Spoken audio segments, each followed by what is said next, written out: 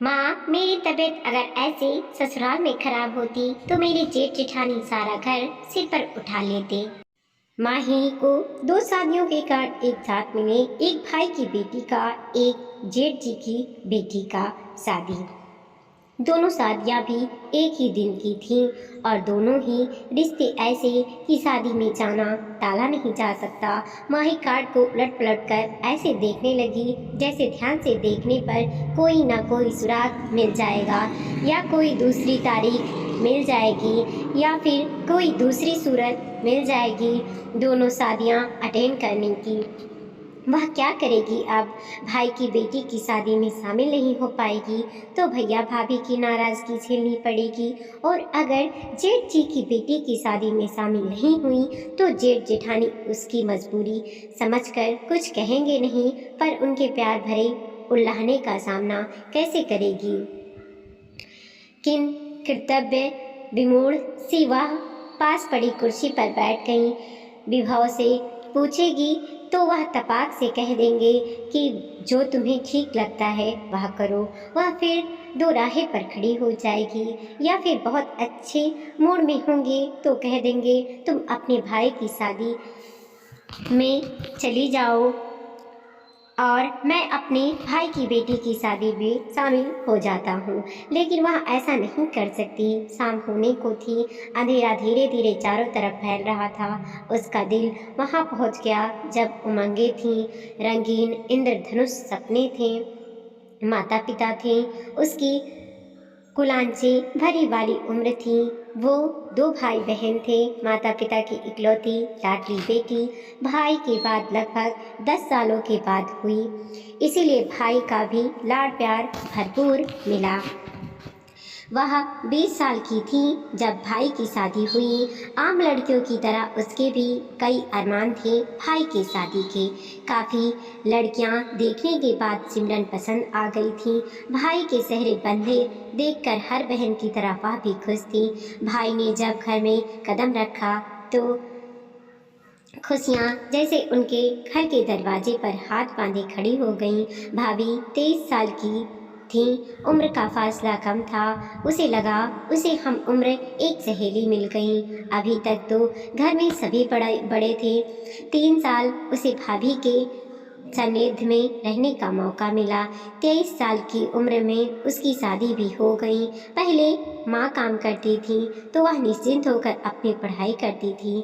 माँ भाभी की भी किचन में पूरी मदद करती थी, पर भाभी ना जाने क्यों उससे हमेशा चिढ़ी सी ही रहती थी। शायद उन्हें लगता था कि यह आराम से अपनी पढ़ाई कर रही है, बाकी सारा काम मुझे ही करना पड़ता है। नई होने के कारण वो अधिक नहीं बोल पाती थी, पर भाव भींगी गिमियाओं से सब जता देती थीं। भाभी के हाव भाव समझकर वह भी किचन में हाथ बटाने की कोशिश करने लगी तो माँ ने टोक दिया, तू जा अपनी पढ़ाई कर, ये काम तो जिंदगी भर करने ही हैं। वह जाने को हुई तो भाभी बोल पड़ी, पर काम आएगा नहीं तो आगे करेंगी कैसे? उसे समझ नहीं आया कि भाभी की बात मानेगी माँ की। वह एमएससी की कर रही थी। पढ़ाई में वह हमेशा कक्षा में अच्छे विद्यार्थियों में गिनी जाती रही। भाभी अपनी चुप्पी के पीछे से भी पूरी दबंगता दिखा देती थी। भाई भी उससे अब पहले की तरह बेतकल्लुफ़ नहीं करते थे। पहले की तरह भाई से फरमाइश करने की उसकी भी अब हिम्मत नहीं पड़ती थी। भाई कहीं बाहर तो जाते तो भाभी के लिए कई सारी चीज़ें खरीद कर लाते। वह बहुत उम्मीद से देखती कि शायद उसके लिए भी कुछ खरीद कर लाए हों, पर ऐसा होता नहीं था। उसे किसी बात की कमी नहीं थी, पर भाई का कुछ ना लाना जता देता कि अब उनकी ज़िंदगी में उसकी कोई अहमियत नहीं रह गई है। उसने यह मासूम सी शिकायत अपनी माँ से की तो उन्होंने उसे ही समझा दिया, ऐसा तो होता ही है पगली, तेरी शादी होगी तो तेरा पति भी तेरे लिए ही ऐसे ही लाएगा। पति के लिए पति सब कुछ होती है और लोग कुछ नहीं होते। होते हैं पर पत्नी से कम ही होते हैं। 2 साल तक भाभी का व्यवहार समझते हुए भी उनसे अधिक ध्यान नहीं दिया। उसके लिए भी भाभी फिर भी अपनी थी, पर भाभी उसे कभी अपना नहीं समझ पाई। उसके 23 साल के होते होते माता पिता ने उसके लिए लड़का देखना शुरू कर दिया। विभव बैंक में ऑफिसर थे। उनके घर में 2 भाई व 1 बहन और माँ थी। वहाँ सब कुछ अच्छा देखकर उसका रिश्ता तय हो गया और फिर उसकी शादी हो गई। उसने सोचा कि अब भाभी के साथ उसके रिश्ते सहज हो जाएंगे। जब वह कभी कभी आएगी तो भाभी भी उसे पूरा सम्मान देंगी। ससुराल में सभी ने उसे हाथों हाथ लिया, पर घर में जेठानी का ही राज था। वह पूरे परिवार पर छाई हुई थी। सास, ननद व यहाँ तक कि उसके पति के दिलो दिमाग पर भी वही राज करती थी। वह अनायास ही ईर्ष्या से भर उठी। मायके जाती तो वहाँ सब कुछ भाभी का, तो यहाँ सब कुछ जेठानी का। धीरे धीरे ना चाहते हुए भी उसके मन में जेठानी के प्रति ईर्ष्या की भावना घर कर गई। पति से कुछ भी पूछती तो एक ही जवाब मिलता कि भाभी से पूछ लो। साड़ी खरीदनी है, साथ चलो, तो उसे जवाब मिलता भाभी के साथ चली जाओ, या फिर चलो भाभी को भी साथ ले चलते हैं, उनकी पसंद बहुत अच्छी है, खाने में क्या बनाऊं भाभी से पूछ लो। सास भी बड़ी बहू से पूछे बिना कुछ न करती। उसे सब प्यार करते पर महत्व बड़ी को ही देते। जेठानी के साथ समझौता करना उसे अच्छा नहीं लगता। जेठानी उसका रुख समझकर बहुत संभल कर चलती, पर कुछ न कुछ हो ही जाता। जेठ जेठानी कहीं जाते तो बच्चे घर छोड़कर जाते। बच्चों की चाचा के साथ घूमने की आदत तो पहले से ही थी। अब चाची भी आ गई तो क्या वो दोनों कहीं भी जाना चाहते तो दोनों बच्चे भी उनके साथ लग लेते। वह विभव पर गुनगुनाती, नई शादी हमारी हुई है या जेठ जेठानी की, वो दोनों तो अकेले जाते हैं और हमारे साथ ये दोनों लग लेते हैं, तो क्या हुआ माही? उन्हें इस बात की समझ थोड़ी है, बच्चे ही तो हैं। ये ऐसे ही हमारे साथ जाते रहे हैं तो जब तक ये बड़े होंगे तब तक हम बूढ़े हो जाएंगे। अरे जब हमारे चुन्नू मुन्नू होंगे तो उन्हें भाभी संभाल लेंगी, तब हम खूब अकेले घूमेंगे। ज़रूर संभालेंगी, अपने तो संभालते नहीं हैं। जेठानी उनका मूड समझकर बच्चों को जबरन रोकती, ना मानने पर 1-2 थप्पड़ तक जड़ देती। बच्चे रोते तो उन्हें रोता देखकर विभो का मूड खराब हो जाता और विभो का मूड खराब देखकर उसका भी मूड खराब हो जाता और जाने का सारा मज़ा किरकिरा हो जाता। उसे जेठानी पर तब और भी गुस्सा आता। लेकिन जिन बातों में वह जेठानी के साथ समझौता नहीं करना चाहती थी, उन्हीं बातों में भाभी के साथ समझौता करने की कोशिश करती, उन्हें खुश रखने का प्रयास करती ताकि उनके साथ संबंध अच्छे रहें। भैया भाभी कहीं जाते तो थोड़े दिन के लिए मायके आने के बावजूद वह भाई के बच्चों को देखभाल करती, उन्हें अपने साथ घुमाने ले जाती, चॉकलेट, आइसक्रीम वगैरह खिलाती, पर भाभी उसे फिर भी खास तवज्जो नहीं देती थी। माँ ही उस घर को अभी भी अपना घर समझती, फिर वही पहले वाला हक ढूंढती, पर उसकी सारी कोशिशें बेकार हो जाती। भाभी उससे मतलब का रिश्ता निभाती, इसलिए उसने आत्मीयता कभी नहीं आ पाई। वह जब जब भाभी के साथ किचन में कुछ करने की कोशिश करती तो भाभी उसे साफ जता देती कि अब उनको उसका अपने किचन में छेड़खानी करना पसंद नहीं। वह 2 से 4 दिन के लिए आई है, माँ के साथ बैठे और जाए। फिर उसके बच्चे हुए तो सास बुजुर्ग होने की वजह से उसकी अधिक देखभाल नहीं कर पाई, पर जेठानी ने अपना तन मन लगा दिया। माँ जैसी देखभाल की उनकी। देखा माही भाभी कितना ख्याल रखती हैं तुम्हारा। मैं कहता था ना कि उन्हें समझने में तुम गलती कर रही हो। जेठानी की देखभाल से माँ पिघलने तो होती तो विभू की बात से जल भुन जाती। पहले बच्चे के समय जब माँ ने बार बार कहा कि अब थोड़े दिन के लिए मायके आ जा, तो 1.25 महीने के लिए बच्चों के लेकर वह मायके चली आई। विभू से कह आई थी कि बहुत दिनों बाद जा रही हूँ, इसलिए आराम से रहूँगी। तुम्हें तो वैसे भी मेरी ज़रूरत नहीं है। जेठानी ने जाने की बात सुनी तो मना किया, तुम अभी कमज़ोर हो माही, खुद की व बच्चों की देखभाल नहीं कर पाओगी, यहीं रहो, थोड़ी महीने बाद चले जाना। मेरी माँ व भाभी मेरी देखभाल करेंगी। भाभी का स्वभाव जानते हुए भी वह बोली। मायके पहुंची तो खुश थी। वह इस बार लंबे समय के लिए आई थी। जब घर पहुंची तो भावुक होकर माँ व भाभी से मिलना चाहा, पर भाभी का उखड़ा मूड देखकर उत्साह पर पानी फिर गया। माँ भी बहुत उत्साहित नहीं दिखी। लगा माँ ने रीत रिवाज निभाने या उसका मन रखने के लिए उसे मायके आने को कहा था। शायद उन्हें सचमुच विश्वास नहीं था कि वह आ जाएगी। ससुराल में जेठानी उसके आगे पीछे घूमकर उसका ध्यान रखती, बच्चे की पूरी देखभाल करती। सास हर समय सबसे उसका ध्यान रखने को कहती।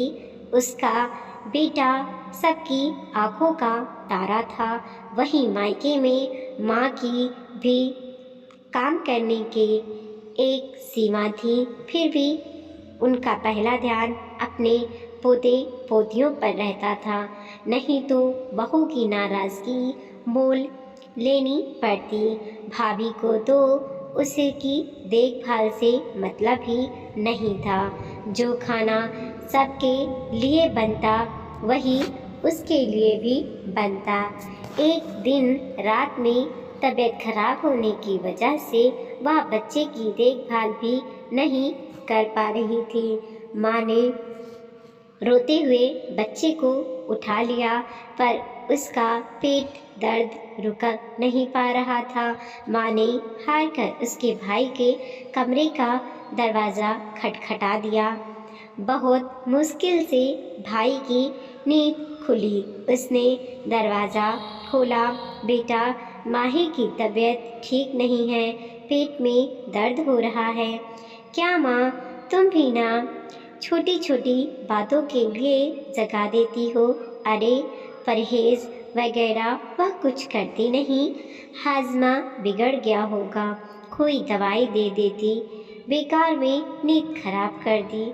सब कुछ करके देख लिया बेटा, पर दर्द रुक नहीं रहा। तो दर्द की कोई गोली दे दो। इतनी रात में मैं क्या कर सकता हूँ।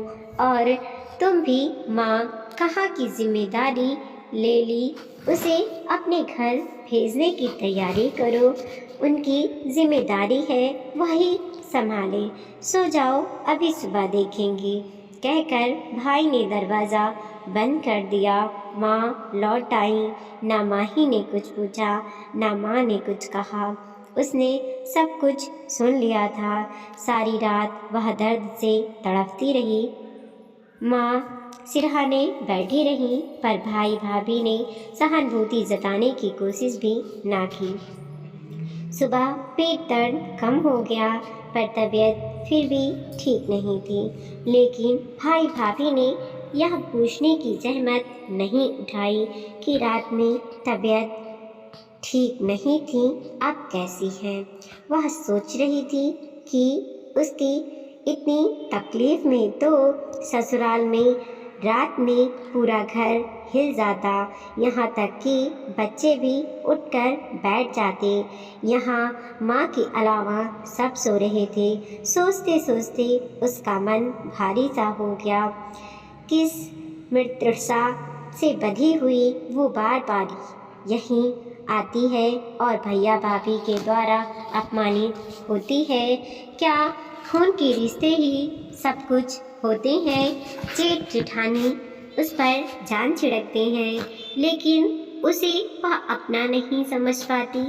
उल्टा चाहती है कि उसका पति भी उन्हें अधिक तवज्जो ना दे।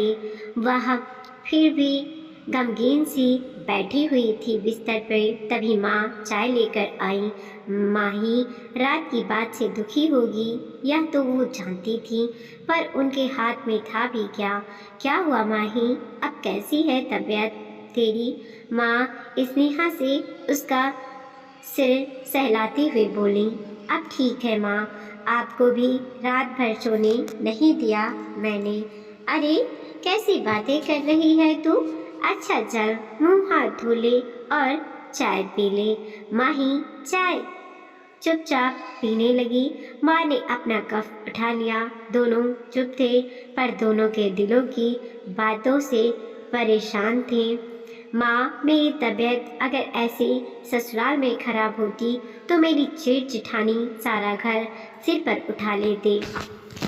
अचानक माही बोली तो माँ समझ गई कि माही क्या कहना चाहती है।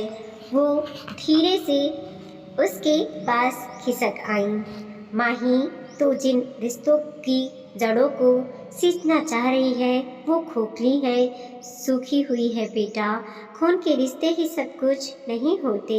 जितना कोशिश उन्हें अपने भाभी के साथ निभाने में बनाने में करती है, उसका अंश मात्र भी अपनी जेठ जेठानी के साथ करेगी तो वो रिश्ते लहालो उठेंगे।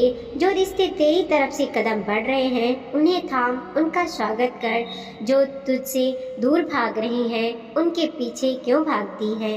माँ उसके और अपने मन की झंझावाता को शब्दों देते हुए बोली। ये तेरे मृग तृषा और है कि कभी ना कभी भाभी तेरे प्यार को समझेंगी और तेरी तरफ कदम बढ़ाएंगी। कुछ लोग प्यार की भाषा को कभी समझ नहीं पाते, पर तू प्यार की कीमत समझ माही। अपनी जेठ जेठानी के प्यार को समेट ले। वही है तेरे भैया भाभी जो तेरे दुख सुख में काम आते हैं, तेरा ख्याल रखते हैं, तेरे अच्छे बुरे व्यवहार को तेरी नादानी समझकर भुला देते हैं। माँ उसे पहले भी यह बात कई बार समझाना चाहती थी। उसके प्यार का बहाव ससुराल की तरफ मोड़ना चाहती थी, पर माँ ही समझना ही नहीं चाहती थी। पर आज पता नहीं क्यों माँ की बात समझने का दिल कह रहा था।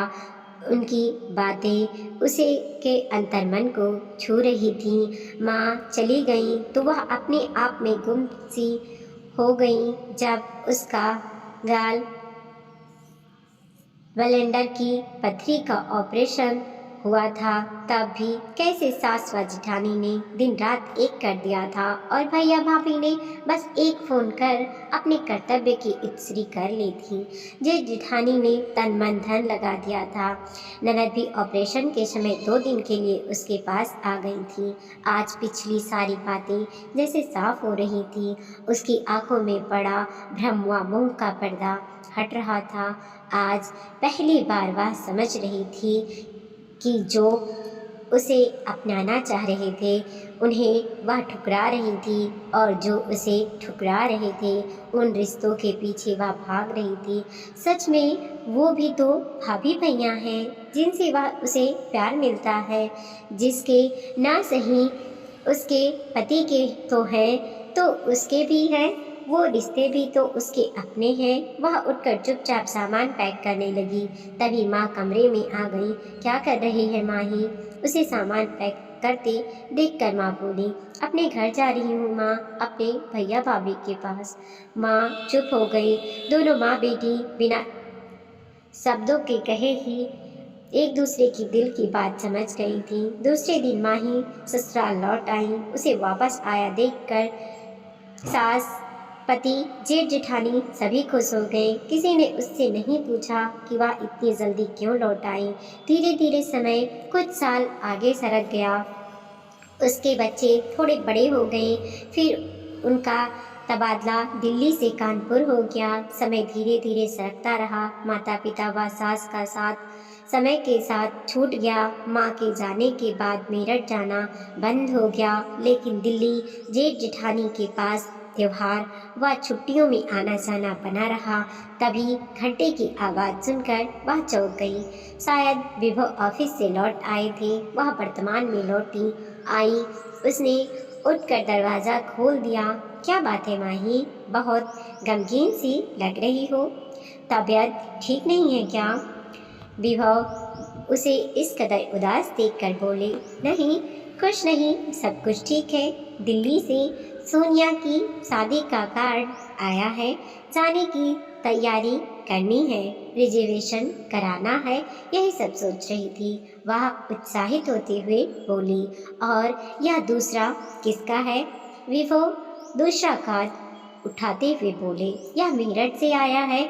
माही लापरवाही दिखाते हुए बोली, आप बैठकर देख लो, मैं चाय बनाकर लाती हूँ।